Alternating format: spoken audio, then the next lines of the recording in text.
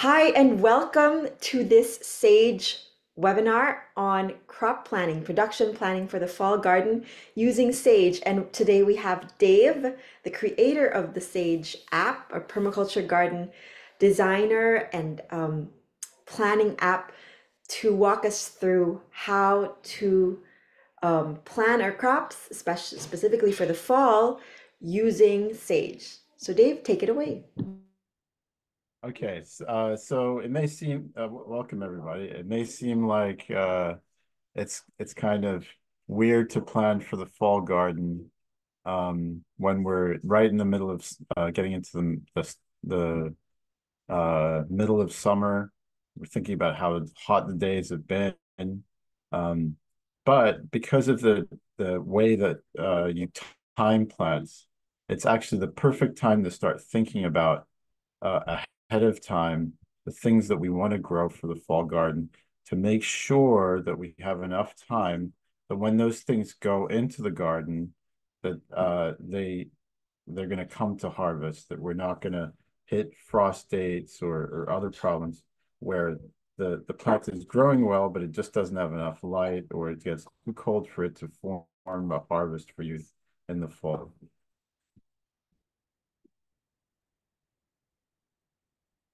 Lisa, you want to comment on this?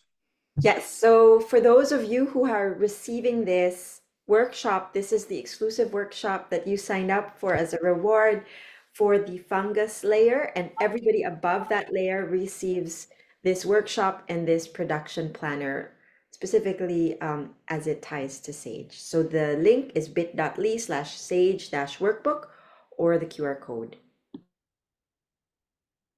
So before we get started, I thought it'd be good to do a little bit of a review about some of the terminology that we use or have used in the past so that everybody is kind of on the same page. So what is a production plan? Basically, it's more than just notes or a rough idea of what you're going to do. It's kind of an intentional idea of how you're going to manage your garden. So you're tracking things like the plant dates for when you're going to, for the crops that you want to grow.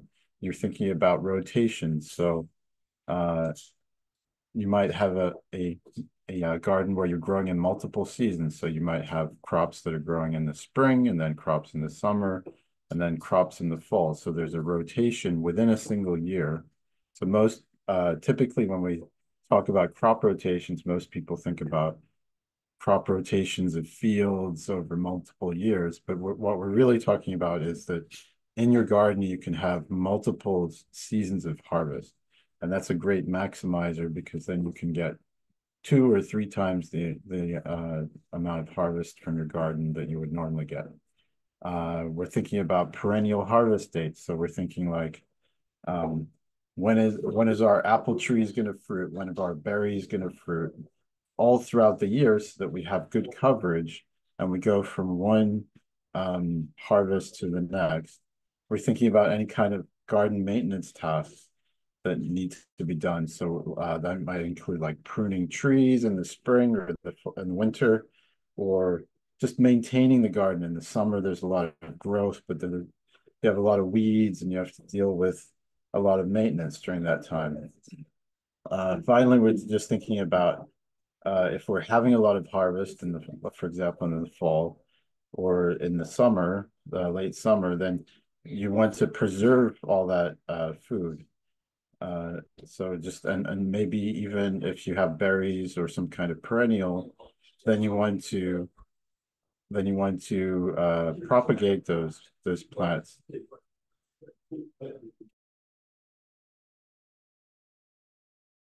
That's not even that loud. Okay. So one of the key things parts about a production plan is that you're keeping track of what you're doing. So we don't want to repeat the mistakes that we've had before, and it gives us a little bit more insight into what things that are working and things that are not working in our plan. Okay, so how to plan for your fall garden. These are the topics that I plan on going over. I'm going to be talking about how this new app that we've been working on, Sage, can kind of help you with that, kind of assist with some of the aspects of that. It's we've given this kind of presentation for probably the last 3 or 4 years, and I've looked at the slides for each of those years, and it's interesting how, you know, the the things that we want to achieve in terms of planning are the same, but gradually some of the things that we had to do manually are gradually moving into we can implement them in Sage. So ideally, we want to do everything in Sage, but it's just nice because you can see some of these things are quite painful to do manually, in terms of planning out when you need to start your plants for the fall. So we'll be talking about the plants that you could grow in the fall, like cool weather crops. We're going to talk about how to plan them correctly for your climate so that you can start them on time and then get a good harvest around Thanksgiving. We'll talk very kind of more briefly about perennial planting because the fall is a good time to also plant smaller perennials, things like berries and shrubs. So it's actually a very good time because then the weather cools a little bit. So that's also something that we'll talk a little bit about. We'll talk about how you should place your plants in your garden and how you should think about your previous rotations from the summer. And then just finally, briefly, we'll talk about organizing your fall pipeline. Okay, so the first thing you should think about when before we kind of start thinking about the list of plants is where are you growing food? So on the left here, you can see the classic USDA zones map. So it's in the north, it starts at 1 and it goes all the way down to 12 as you go into warmer climates. The only problem with the USDA zones map is that it's purely based off temperature, which is very useful because plants are you can get a lot of information about which plants you can grow based off temperature, but the climate map on the right is a lot more useful for that kind of like idea of the types of plants or climate that you live in. It's called the Köppen climate model. So much of the United States is what's considered temperate. So temperate means that it has seasonal changes. There's a winter, there's quite a lot of precipitation, typically classified as over 20 inches a year of precipitation. But as you go west and south, you can see that the climate's changed. So you get all kinds of variability in the west because you have higher altitudes and you generally have drier weather. So that can affect, even if you have the right temperature, but it's very dry, that can affect the type of things that you can grow. But we're going to be making a few assumptions in this presentation. So we're generally going to be talking about the fall being a time in most of the United States where the temperatures drop and then they eventually hit some kind of frost level. Now, if you're in certain parts of the country in the South, then it's different. The summer was your kind of like your winter, your dormancy time because it was too hot or it was too dry. And then the fall starts to be more like your summer because you're growing things that you couldn't grow before because it was just too hot. So I can answer questions for those kind of climate shifts, but I'm going to be mostly focusing on this idea of the summer being the hot period, and then the fall is cooling off gradually towards a point where there is some kind of frost or some low temperatures that would affect your garden. So when we think about fall gardening, we're typically thinking about cool weather crops. So these are crops that prefer temperatures that are a bit cooler. I have a kind of, it's not complete, but I have a list of a few things here. They typically will be brassicas is a plant family that includes broccoli, cauliflower, cabbage, Asian cabbage, kohlrabi, kale. These things all tend to do much better in cooler weather. Also, the umbellifer family. So this includes parsley, cilantro, parsnips, carrots, celery. All of those tend to also do quite well in cooler weather. So if you're thinking just like generally, what are my go-to cool weather crops? It would be your brassicas and your umbellifers. There's plenty of other things that like cool weather. So lettuces like cool weather. Mosh is kind of like a smaller leafy green that's a little hardier than lettuce, but it also grows well in cool weather.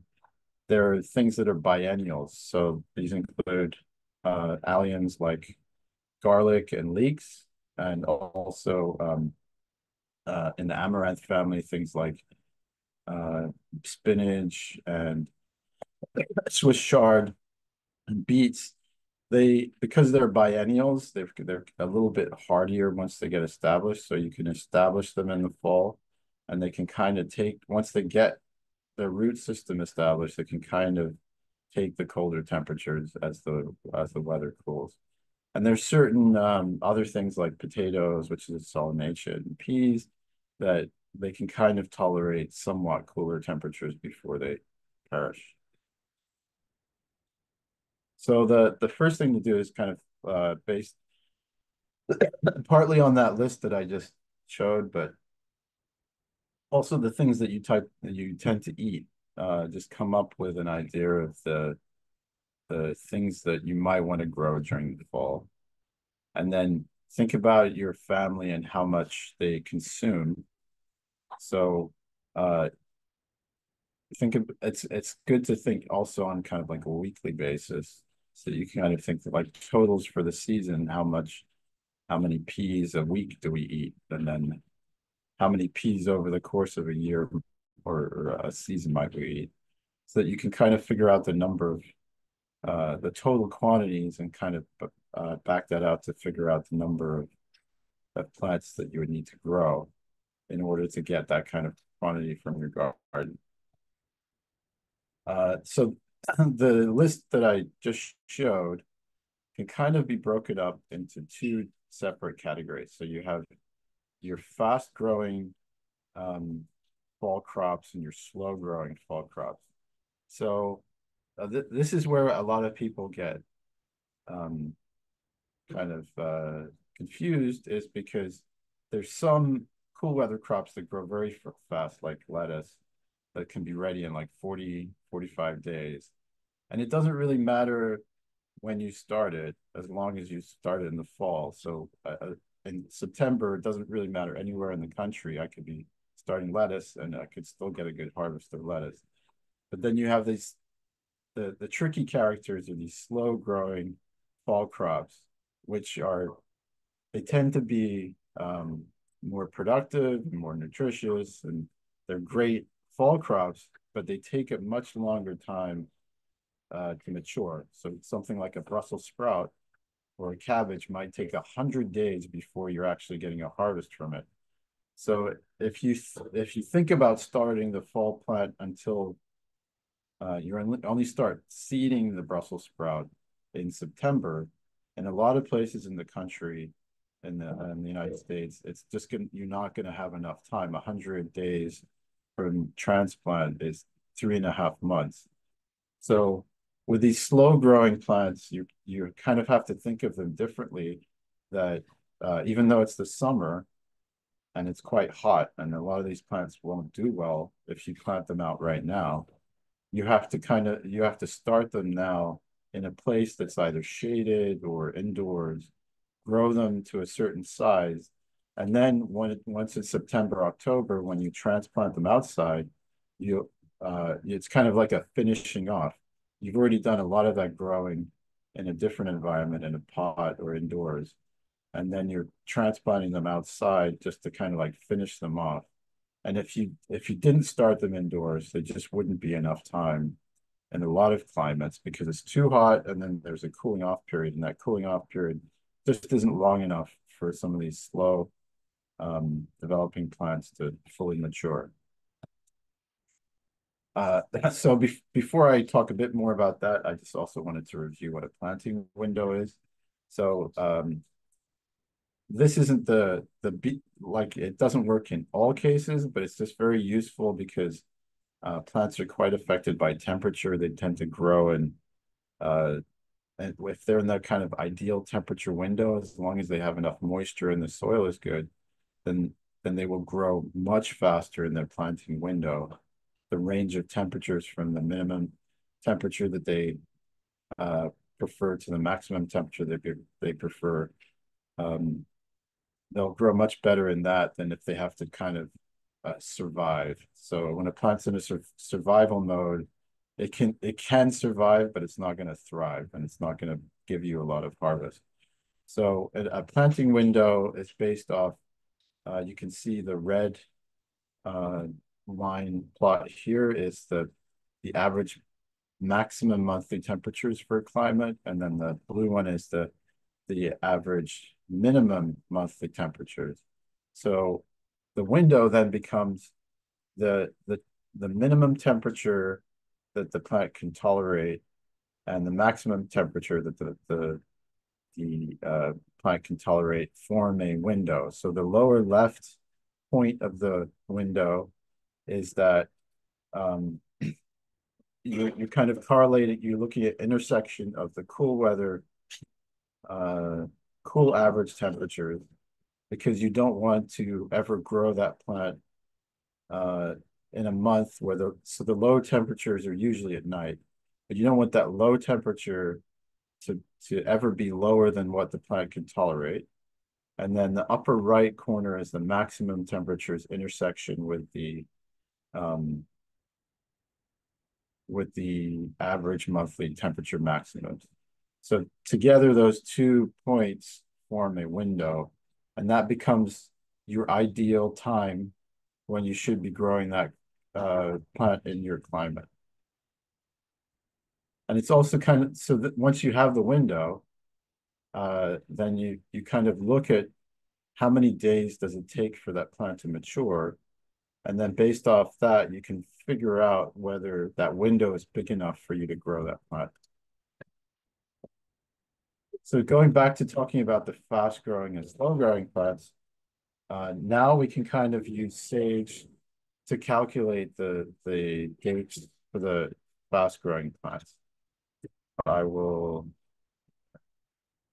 switch over. I have Sage opened up here. So there is a feature in Sage to be able to choose fall planting. So I have a couple of things here. I'll just remove them for now. Do a quick refresh. Okay, so I have a raised bed area that's 32 square feet. So it's 8 feet by 4 feet. And now I want to add some of those crops that were on the list. So if I add cilantro, which is a fall weather umbellifer herb, it's a fast growing crop. So I'll pick fall. And it's important that I pick fall here in sage so that it doesn't, if you pick spring or some other season, then it'll try to find the earliest date in that season. I'll just say it's slow bulb.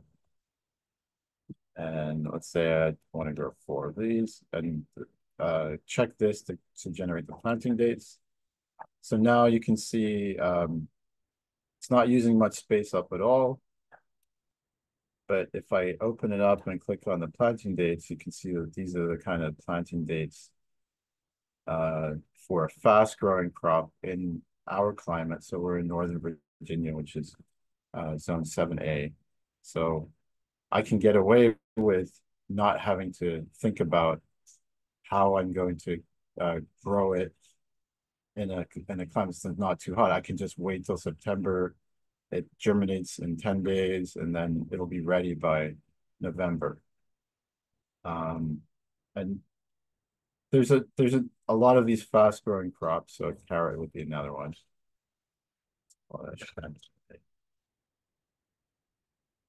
Fall.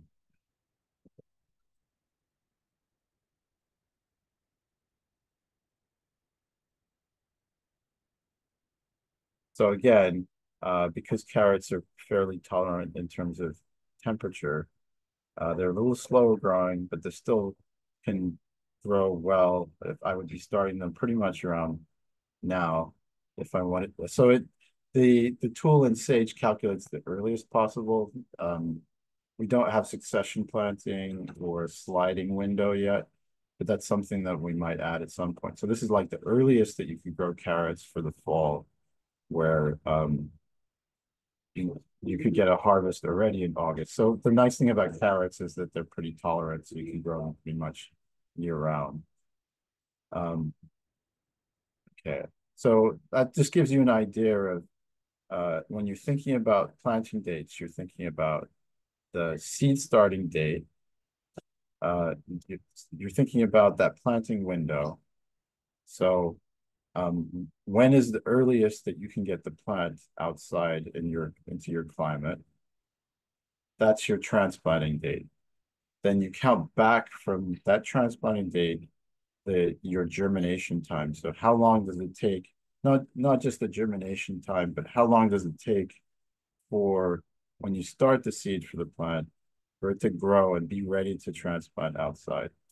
And then finally, you add to the transplanting date the days to harvest to be able to calculate the when that plant is going to be ready to harvest. So I'll go back to here. Does anybody have any questions? Hi, Vivian. I asked Vivian in the chat if you plug in carrot or cilantro or a fall crop of your choice for your climate, what does Sage spit out? I'd love to know what that is and if there's some discrepancy or if you can change the dates, right, Dave? You can change the dates. So for people who might be watching, Vivian is in Georgia, so that's a slightly warmer climate. She's subtropical. Yeah, I haven't really played with it yet to know what it will tell me. Sorry. Oh, that's in the new version, new release. Oh yeah, no, I was just wondering if you wanted to do it now. If you Oh found yeah, that I mean, since you're here, we can walk you through it actually, but if especially since I'm dealing with the heat and I'm wondering what it says as far as how late I need to wait before I transplant something out because of the heat. yeah, so we have support in Sage for something called custom climate, and that might be more useful because then right now Sage isn't very fuzzy in terms of the temperatures. It's very hard, like if there's information that the plant can't tolerate above a certain temperature, it will not even try to squish that plant into that window. So it might be good to just make a climate that's not using your zip code, because that might not have adjusted because of global warming. Just add. Yes. Because we've moved zone. I mean, we've been reclassified into a different zone. So, okay, so and I can show you find some places further south and use that zip code. Yeah, so if you click here now, you can edit your custom climate. So you can create a custom climate and kind of put in your new mins and maxes. Okay. And then it'll use that instead for the planting windows. And you can have more than one. The only thing is right now, if you create a custom climate, you can't go back to the default. That's a thing that I have to fix, but I'm just saying that might be a bit more useful to get a slightly more accurate data out of Sage. And if you did want to test it and you see that it didn't work for the custom climate, you can just email us back and Dave will reset. Right, you could Okay. reset it, right, Dave? Yeah, so I just did a release yesterday that fixes some of the issues with the there's a blank window that was showing up in Sage, so that should I be got that one. yeah, it should be mostly removed now. There was an issue with the custom climate, and there's some issues with there was a lot of issues with the plant data. So we spent a lot of effort just going through and cleaning up the plant data. It might not be 100%, but before it was maybe like 50%, and now maybe it's like at 90%. So it's a lot better in terms of the information that was associated with each of the plants. So yeah, that's live now. And I'll talk at the end about some of the upcoming things for Yeah, the you can get back to your presentation. Thank you. oh, I lost my place. Okay, so now slow growing. So unfortunately, slow growing, there's a few other considerations that you have to think about. So I'll just explain how to do this manually. In previous webinars, we've had like 15 slides to explain this. So if I'm a little terse, I apologize for, I'll try to explain it in simple terms. But if you think about something like a cabbage or a Brussels sprout, so it can't really take very hot temperatures above 80, 85 degrees. And you might be, if it gets established, it might do okay. But if you're just putting a seedling out of one of these things in that kind of temperature, it will probably perish unless you have some kind of protective row cover over the crop. Because these things take 90 days, 100 days, celery is like 130 days, I think, or it can be up to 130 days. It means that you kind of have to start the things now. In order to calculate the exact time, what you want to be doing is figuring out your first frost date and your climate, if you have a frost date. But then that becomes your kind of Armageddon day, where you don't want the plants, you really want to be starting to get harvest around that frost date time. You definitely don't want to be, your plants are still trying to grow and they haven't really matured by the time you hit that frost date. So then what you're doing is you're counting back. So if your Brussels sprouts takes 95 days, you're counting back 95 days from that frost date to try to figure out when you should be transplanting it outside. Now, here's the trick. That sounds very simple, but the problem is it's probably going to be too hot for you to be setting out your Brussels sprout 95 days before your frost date. What it means, though, is that you should be starting to grow your plant in a environment that's safe from the hot temperatures at that time. So if you count back 95 days from, say, October 15th, that's a little over 3 months. So that would be like July 10th. So that means that you should be starting to grow. You've already started your Brussels sprouts, and they're basically a seedling by July 10th. And then what you're looking at is you're growing that plant in a safe environment, and it will get quite big before you transplant it outside. But it might be only safe to transplant in your climate outside for those slow growing cool weather crops in September. So you would grow it, and maybe the Brussels sprout is already like half developed, and then you transplant it outside in the beginning of September. So it means that you're still starting the slow growing crops at the by subtracting the days of harvest from the frost date, but a large part of the time for that plant will be spent either with shade cloth or someplace where it's a lot cooler, or maybe it doesn't get direct sun. But you have to take into consideration that it's very hot, and those plants won't do well until it starts to cool down. So you might want ask, well, why on earth would you even try to grow these things if they're such a pain? Oh, I see a chat. Okay. Um, and the problem is, you know, like if you grow a head of cabbage, traditional um kind of heading cabbage, that cabbage could be 10 pounds of cabbage, or the Brussels sprouts are very nutritious and they're tasty. So, and parsnips they're much bigger than a carrot. You can get a 12-inch parsnip. There's other things like kohlrabi that can get very large as well. So the even though it's painful, if you can figure out the dates for these things, then you can get a much bigger payoff around late fall, Thanksgiving time frame.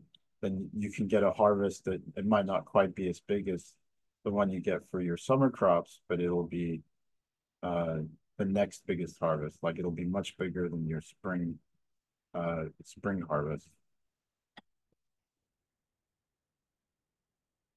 Okay, so I've talked a bit about time, so I'll talk a little bit about space as well.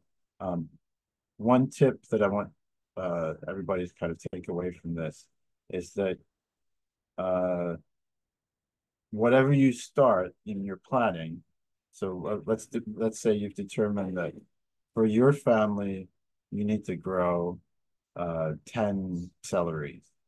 Um, but you have to think about attrition rate. Not all of those plants that you start will germinate. And once you transplant them outside, not all of them are going to survive in your garden.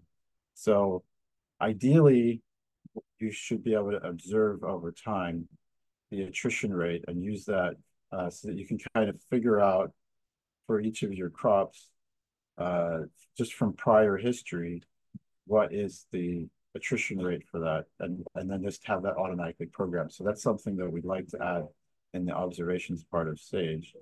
But for now, it's all I'm saying is that it's good to have uh, some backup plants that you may need to just transplant in if you get some attrition. So, and it's good because what you want to do in your whatever your space is, you want to make sure that you're filling all that space. You don't want to have a lot of empty space. So even though it's the fall garden, you want to have some kind of coverage, even if it's not something that you're harvesting to eat, but having some kind of nitrogen fixer like a winter grain, like an oats or buckwheat or something like that, or having a legume that will feed the soil and prevent drying out of the soil and erosion. And I have a screenshot here from Sage that just shows you that there's a tool here as part of the area. It keeps track of, so I created a raised bed. I think I'll just move over here. Maybe just, yeah, move so we can see it better. Thank you. Yeah, so I created a raised bed that's 8 by 4 feet. And as I add plants, you can see that some space is used. So what you're trying to do is get for a season, the fall, you'd like to make sure that that 32 square feet in your bed is almost completely used by plants. So you don't want available space 31 feet. You want available space to be 0 feet. So you're trying to think in a diverse way as I add things to that.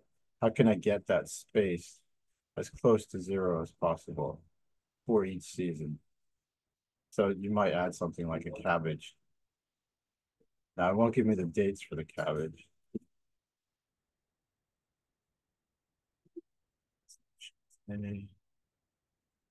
Now, I'm sure if I put 20, let's say I put 20, it's going to use up too much space.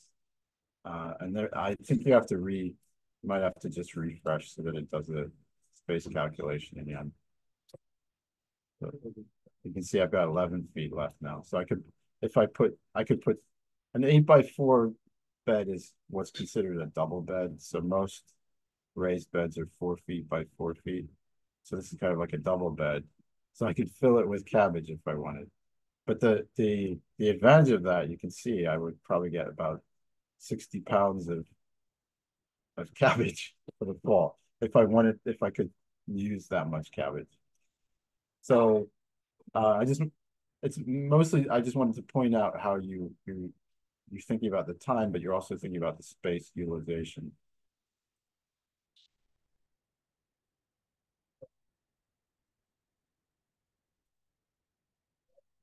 Okay, so crop rotation from the summer. If you're doing multi-seasonal growing and pardon me, you might have plants from the summer that are still productive. So we get this question quite a lot is, how do you know when it's time to rotate your crops in and take out your summer crops? Because it can be almost like an emotional thing. Like if you got a really good harvest from the summer, and you're like, oh, I have all this fall stuff that's ready to transplant, but I'm still getting some good stuff from the summer stuff, from the summer crops. When is that ideal time? So I think the part of it is there's no way you're looking for really like kind of like the optimal time that if you put in the fall crops that you'll get a good harvest from the fall crops. So you look at it, it can kind of help. And I have here an example from last year. I tracked my harvests. So tomatoes is a good example. You can see I was getting lots and lots of tomato harvest, but there was kind of a drop off here at the end of September. So this is where the kind of like the previous observation helped. And this is kind of like what we'd like to build into Sage. But you can see that by pretty much the first week of October, there were still occasional tomato harvests, and my tomato plants were still alive. But in reality, even though the plants were healthy and they were still around, they weren't really bearing anything after that. So in my case, it probably would make sense to cut out all the tomatoes. If I had all my fall plants and they're all ready to go and they're all doing really well and ready to transplant, it would pretty much make sense for me to cut out my tomatoes at the end of September because even though I'm still getting some yield, the amount of yield that I'm getting from the tomatoes is not equivalent to the amount that I'll get from all the fall crops that are replacing that tomato. There, if you look at, I drew this in the Sage Designer. I just wanted to point out, like, if you had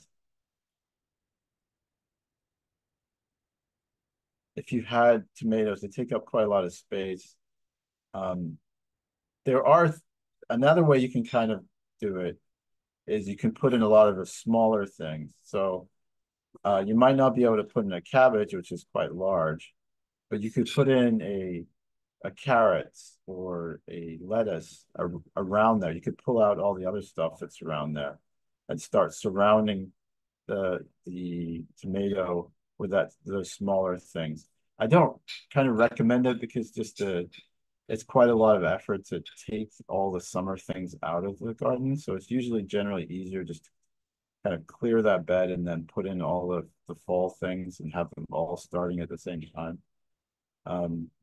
But that is one other possibility is that if you're in like an climate where you can get extended harvest from your tomatoes, then that might be just a kind of a compromise is that you work in some of the smaller fall crops around your larger, very productive summer crops.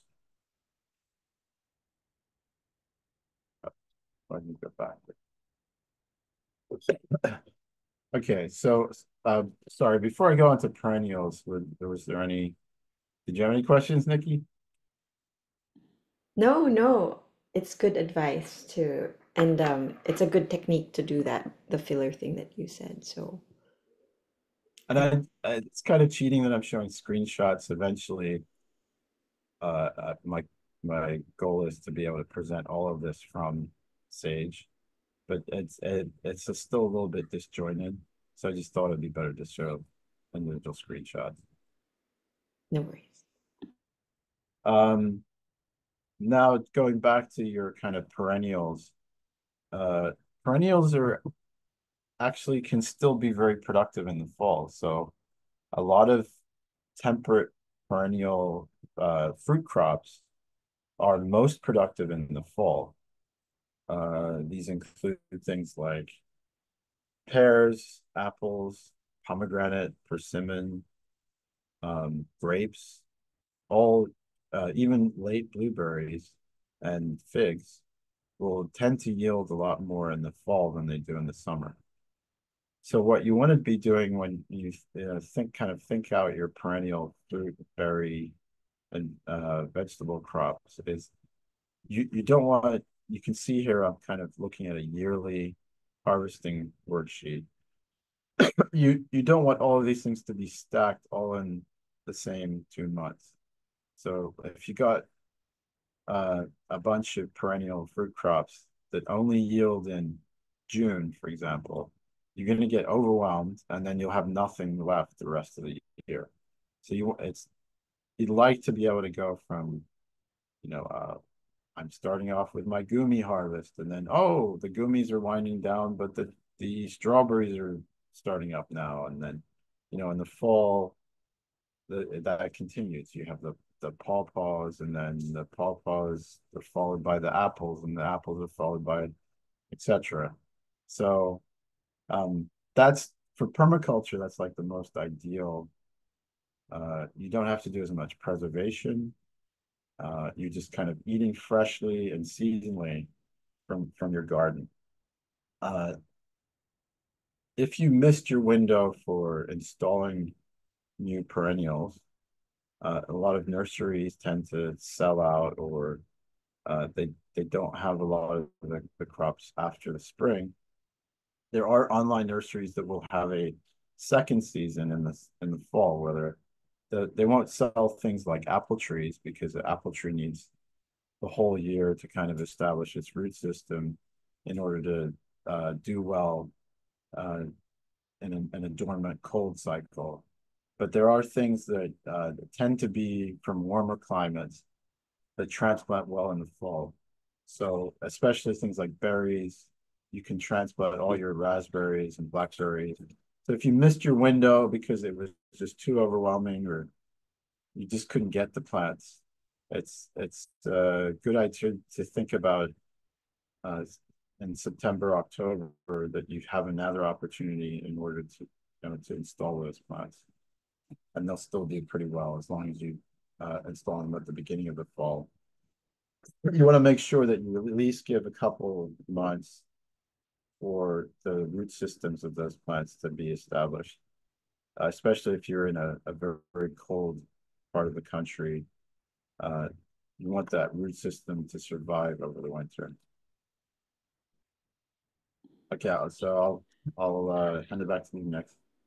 Yes, so as you use Sage, please report any bugs that you find on this link, bit.ly/sage-bugs. Dave, could we have this link embedded in Sage so it's easier for people to report the bugs right away? Yeah, so I can talk a little bit about the upcoming things in Sage. So And you can go into Sage VIP. The next slide is Sage VIP. And that's where Dave puts his, oh, I'm sorry, not that one. The next slide, I think, should be Sage VIP. Where is it? posted it. There was a slide that was Sage VIP. Well, I can go to the page. Let me. Yes. I stopped sharing. That was it.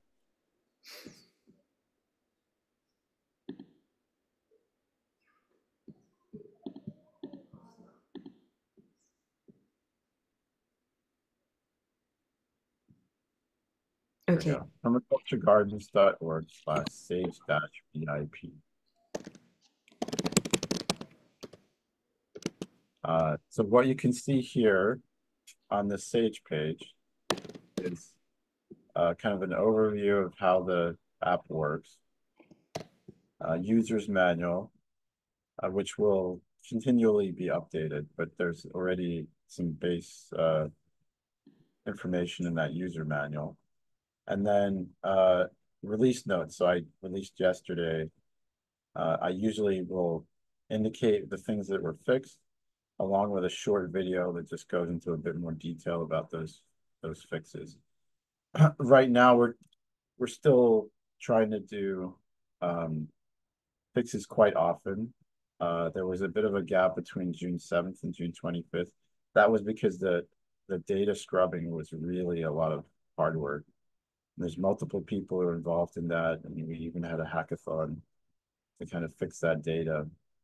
Now that that's a lot better, it's mostly code things. So we're the roadmap for the next month is kind of removing all, completely finishing any urgent bugs. So urgent bug just means like this blank screen bug that we had where the app becomes unusable because of that issue.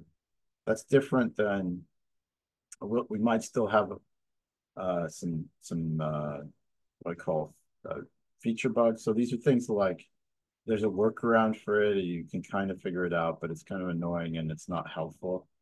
So those things don't prevent you from using Sage.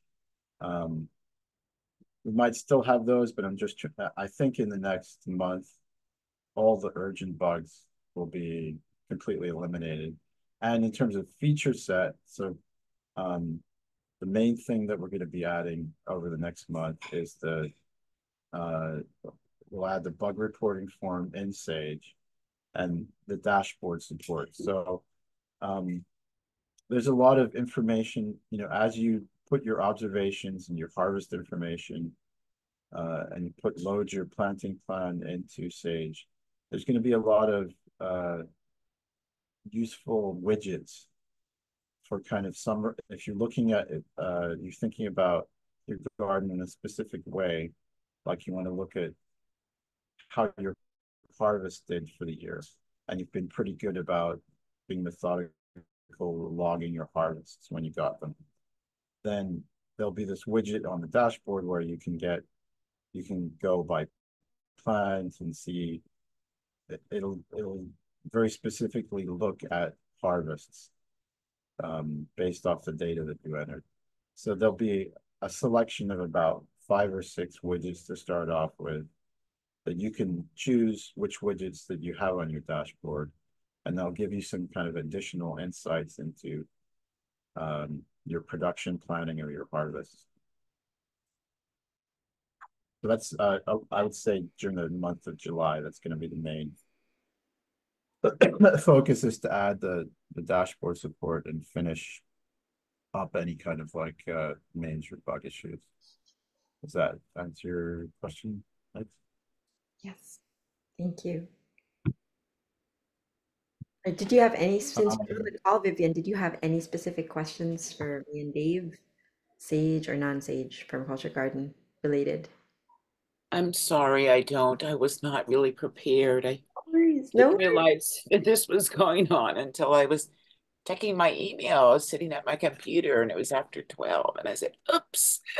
No worries at all. Yes. So next week So, we are having an herb webinar, but it's a rebroadcast, so we won't be live. It'll just be on YouTube. To respect that because it's a holiday weekend. I mean week. But yeah, we are in summer mode for sure. yeah, Yeah, the and kids are I'm here sorry. in This is the not back. a easy time of year for me to spend time testing this stuff because the kids are all in the house every day. And especially since, it's like 95 outside. So, it may be a few weeks till I'm able to have much of a chance to actually play around with Sage, but I am looking forward to getting my stuff in there and seeing what it tells me, That's great. especially for the And fall that's plant. probably the better time since all the bugs will be uh, Yeah. much less then. But yeah. All right, Dave, do you want to end us on any final words? Yeah, so I guess the kind of think about the takeaways from this, but the main takeaway that I hope that people get from this is that it is advantageous to think a little bit about fall gardening ahead of time, especially if some of the crops that you like to eat, your family likes to eat, is on that list of slow growing, cool weather crops.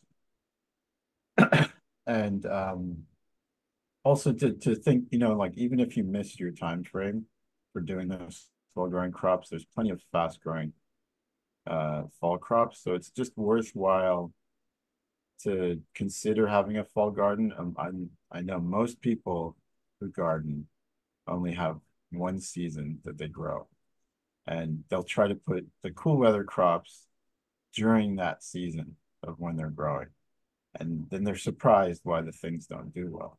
So if you want to have a more abundant harvest, I'd say one of the easiest decisions to make is just thinking about multi-season growing and growing anything that's a cool weather crop during the fall. Absolutely. Well, on that note, I think we're going to end.